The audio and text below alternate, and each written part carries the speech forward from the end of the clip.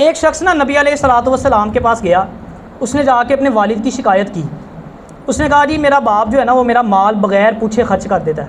नबी अलैहिस्सलाम ने कहा कि इसके बाप को बुलाया जाए। तो जो सहाबी उसके बाप को लेने के लिए गए, रास्ते में ना उसके बाप ने पूछा कि भाई क्या मुआजरा है। नबी अलैहिस्सलाम ने बुलाया, खैर तो है। उसने कहा तेरे बेटे ने तेरी शिकायत की है। उसको बड़ा दुख हुआ।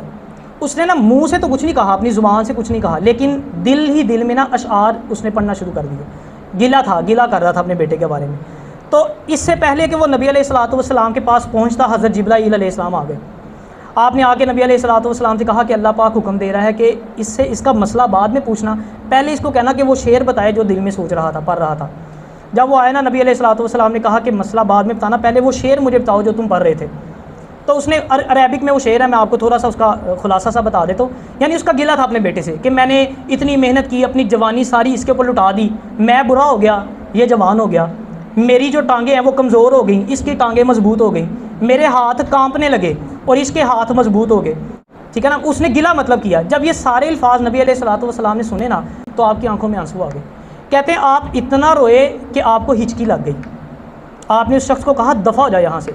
आपने कहा तू और तेरा माल तेरे बाप का है,